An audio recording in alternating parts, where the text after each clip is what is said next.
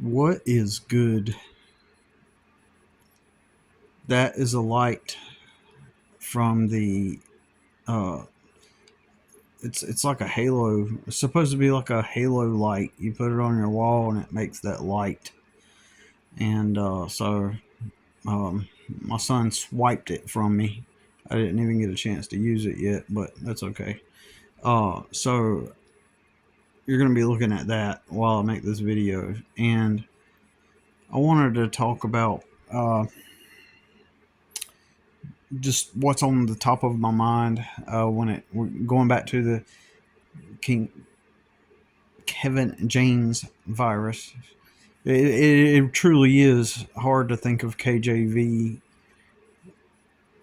without thinking of the King James Version Bible because, especially me, because the Independent Baptist Church I was a part of as a kid, that was huge.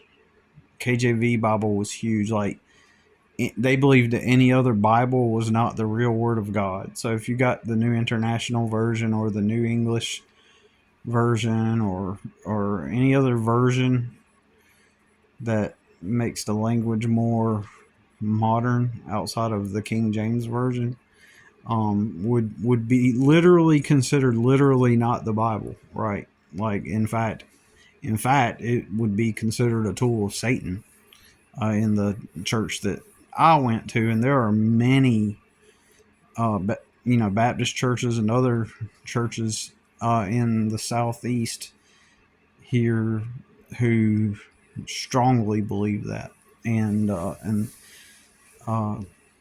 they got all their reasons and stuff, and that's why I think it's really interesting that um,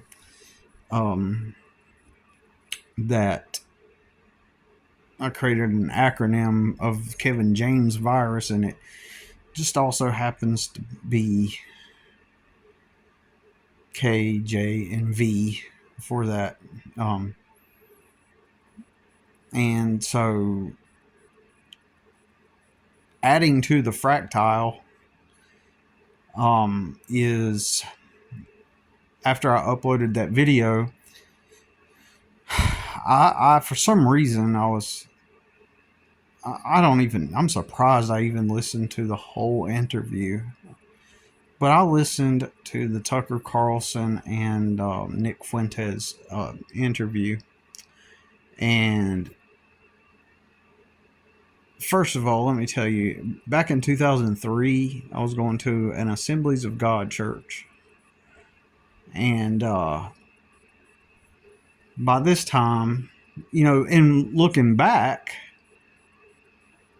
it you could tell, like, for us people that are in our 40s and up, we see 8 years as a short amount of time, right? And so from 1995 to 2003, that feels like a short amount of time, right? And I was involved and immersed in the church from, I mean, actually, technically, as early as 1992, right? There was a Baptist church, and their church van used to go around and pick you up, and or their church bus. And I went to uh, a Baptist church in Charlotte, North Carolina. It was right on the same street that I lived on, basically. It was called Harbor Baptist Church. And that's where, they taught me the salvation story, and I got saved and there, and that was like in 1992, so I would have been 11 or 12 when that happened. And so then there was another church there called Northside Baptist, and it was a big church, and they'd pick you up in a whole dang school bus, like church bus, So I guess my main point is I've been pretty immersed at an early age, but I didn't really get into it really hardcore until I moved to this small city that at one point was a small town, and with like huge southern small town dynamics about it. I used to believe where I live was this down home, everybody loves Jesus, everybody's friendly and nice and all that stuff, and and I anticipated that, and I had always wanted to come live here whenever I was a kid, because I thought it was that, and it disappointed me in a major way, that because I didn't see reality back then. Because in Charlotte, going to those schools and being in those environments, it was really hard, like hardcore, like and stuff, like um there was crazy stuff going on in the junior high school I went to, right, and even in the elementary schools and the neighborhoods I grew up in, right, it was just chaotic, dysfunctional, and all kinds of stuff. So, but yeah, I got involved in the church, and then in 1995 I really got serious about it, and I thought I found those idealistic type of people that I wanted to be around. Uh, and let me explain this. Later on, I grew to understand, even recently, too, right, that a lot of what I perceived my city to be, like the people, the type of people I was looking for, I didn't know this, right? There wasn't like a term you could put on it, but other than like good old Southern Jesus loving people who are good to you, and if you ever need help, they're there, and everybody does good deeds, kind of like you get what I'm saying, like heavily Christian influenced. And so um but I later came to realize this archetype, this image of an ideal life, and the types of people I would want to, and the lifestyle I wanted at one point was technically, when you put together all of the imagery and the values and the concepts that had shaped my mind, and all that, to project this avatar of the types of these avatars of the types of people that I would have wanted to uh, be immersed with, the types of communities, it would be the Appalachian people, right? Southern Appalachian people, right?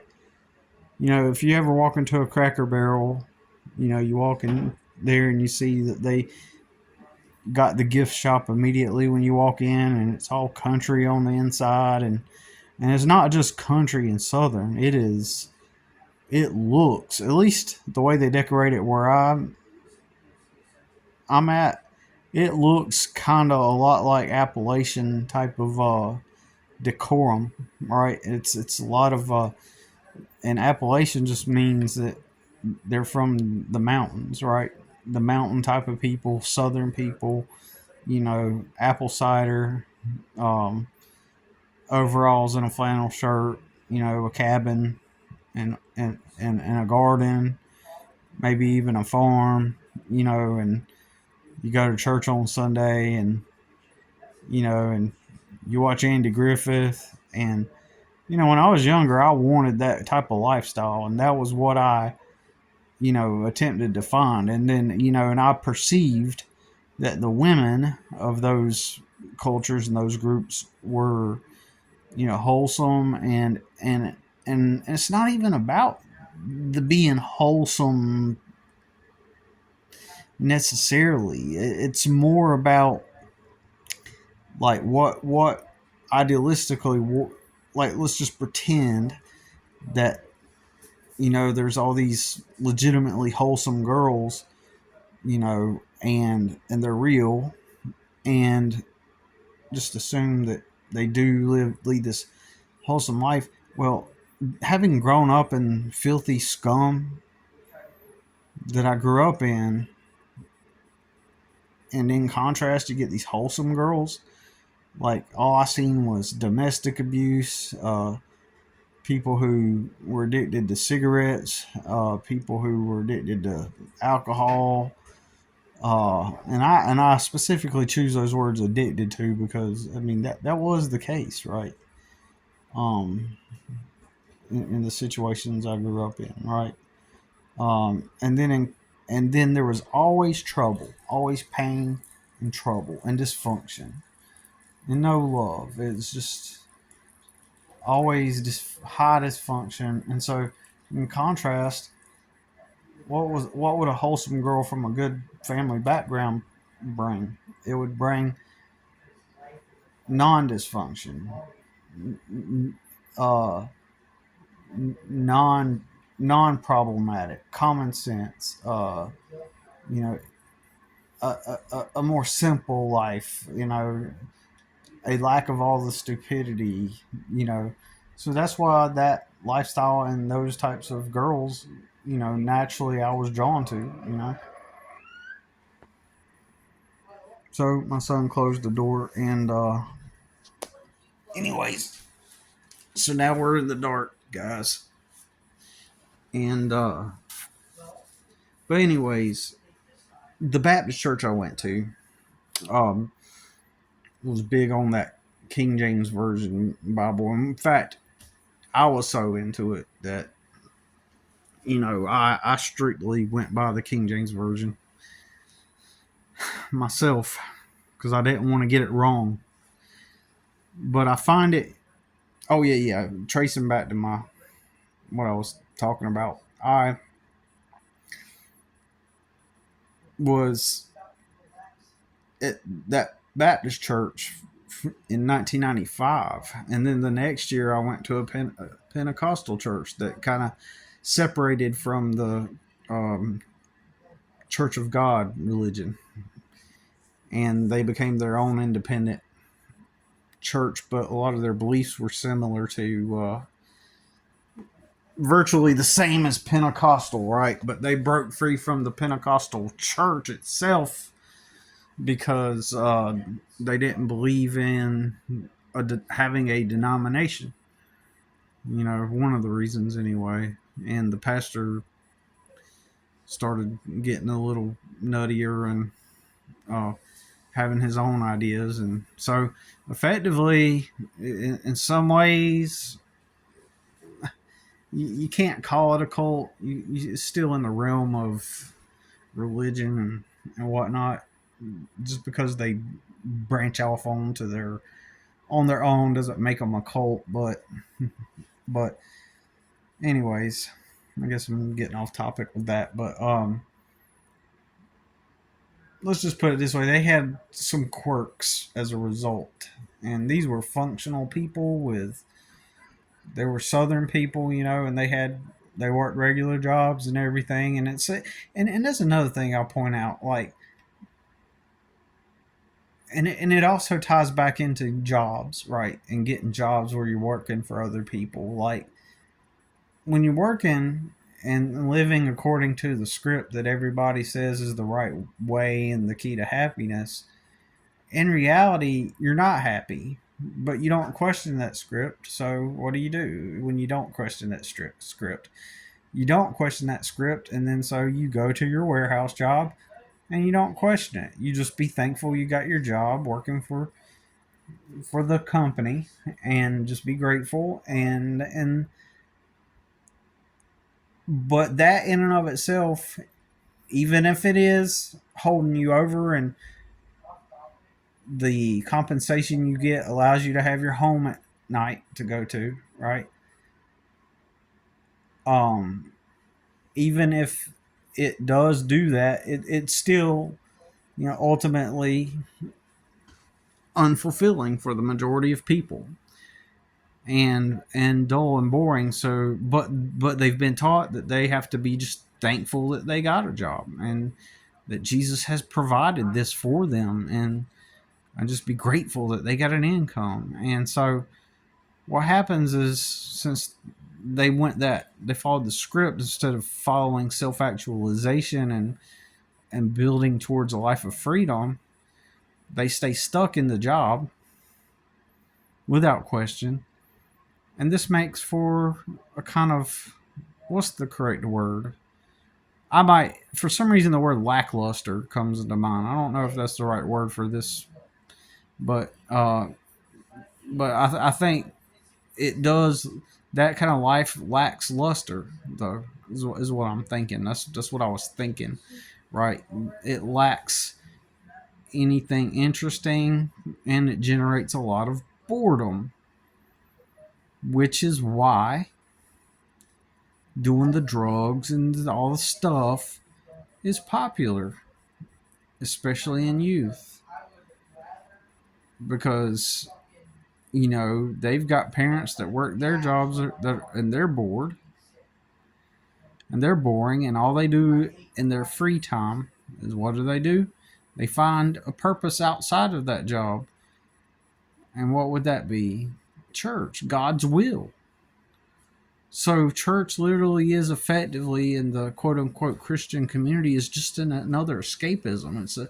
It's an escape into a community, and now you have a higher purpose to serve and to pursue, right? And this gives you a sense of fulfillment and a sense of gratification, because you have some sense of belonging somewhere, and you're working something greater and supernatural even, right?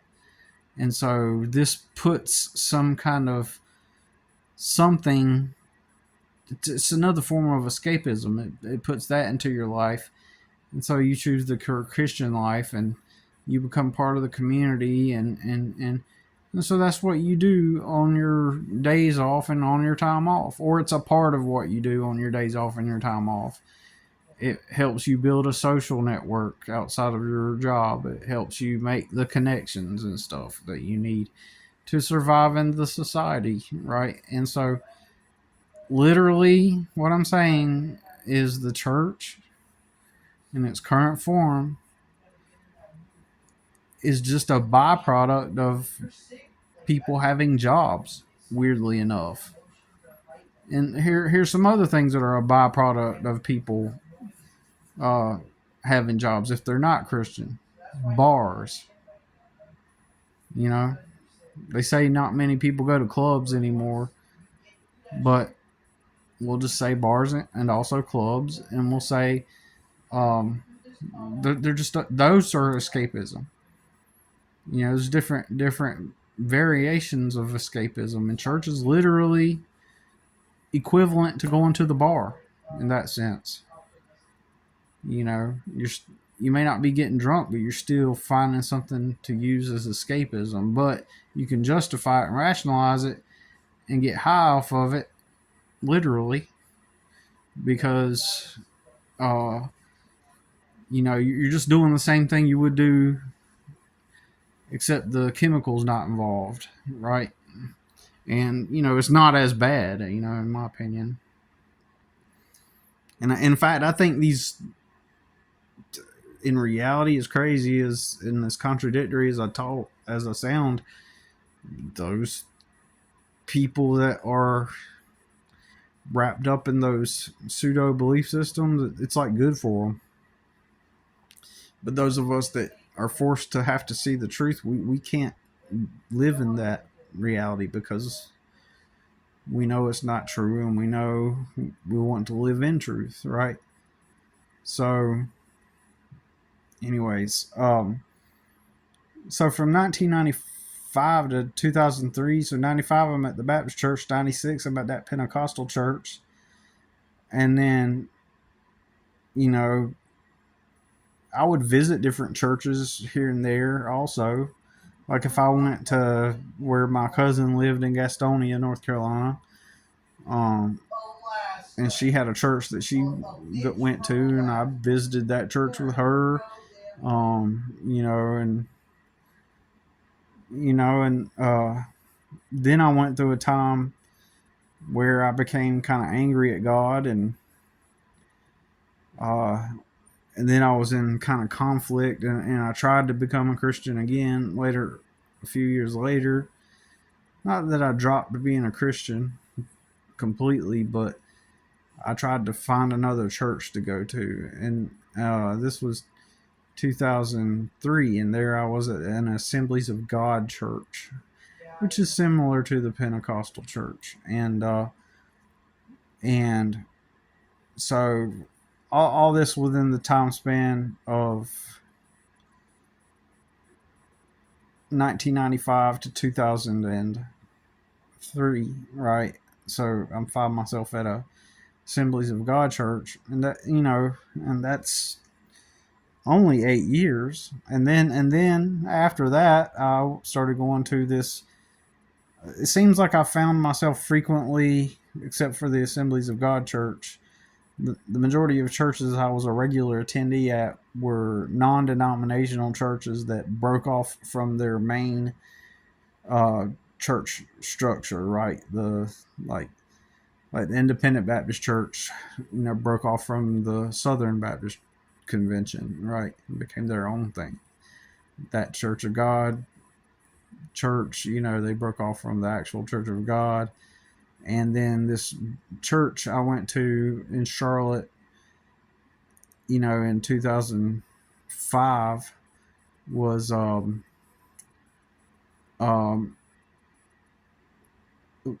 a church, an enormous church that broke free from the Presbyterian church, right? And um, so you got a good solid 10 years of being in the church like that, right? But getting back to my point is back in 2003, after having spent, interestingly, the years I spent having to fight at times, witnessing violence, and the dark side and the hard side of life. In contrast, I go to church, and then usually there's not that. But around 2003, more and more I went to church, I became aware. I was like, a lot of these guys don't act tough like me. Like, they don't seem like they've ever been through anything. And then it started to become really obvious that something's weird's happening. Something ain't quite right with guys, right? And they're starting to meet guys that kind of act like women. It seemed like they were highly feminine, and it didn't make sense because we're supposed to be the warriors in Christ and all that shit, right? And so I began to research this, and it seems like I went on the internet and looked it up. It seems like it. Of course, didn't have a smartphone back then, but I had a friend with a computer, and I may have looked it up on his computer, but I remember specifically going to the Christian bookstore in town to see if there were any books about this phenomenon that I was witnessing. And sure enough, there was a book called No More Christian Nice Guy. And apparently this dude, he realized that Christianity teaches guys to be soft and nice. And he wrote a whole freaking book about it. And I was relieved to see that somebody else was picking up on it, because literally nobody else was. Nobody else seemed to be interested in that, or were pointing it out, And I began to notice that in 2003. So fast forward to today in 2025, we got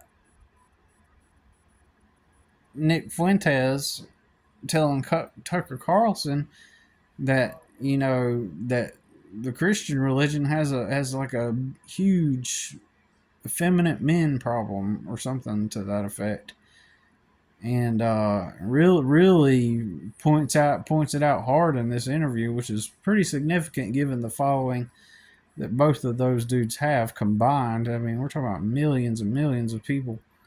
So we'll end up hearing that, uh, and so whenever I was making that video the other day, I was like, Kevin James virus, Kevin James virus. I was like, but it's going to sound like King James Version Bible.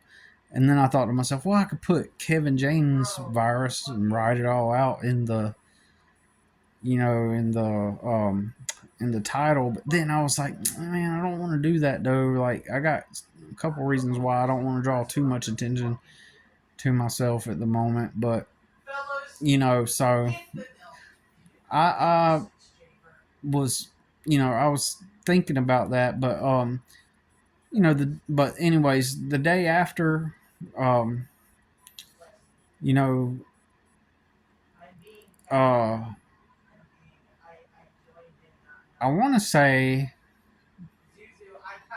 it was yesterday. Whenever, like, that I listened to it, and or in the following night, Rudy uploaded his video about in response to Kirk, who did a response video to my video about the KJV. And but anyways, Nick Fuentes brings it up that these Christian men are really soft, and I thought to myself, it's interesting how the King James version, and the Kevin James virus, and it's like, huh, not that it actually means anything, but it's just funny that the Bible, I mean Christianity, someone's pointing it out that men act pretty like effeminate, and Nick Fuentes is, a day after I brought up Kevin James virus, and I put the acronym KJV for it, and I'm pretty sure that a lot of Christian people are going to stumble across my video thinking, oh, what does he mean the King James Version Bible is being pushed on us? So we'll see what happens, but the whole Kevin James virus really is. It's like the Christian dudes really do actually have it, So it's just right in line with what we're talking about, and I just think that was pretty interesting. But anyways, yeah, I'm just gonna get off of here and hit the sack, and y'all, yep, that's it. Y'all see you on the next one.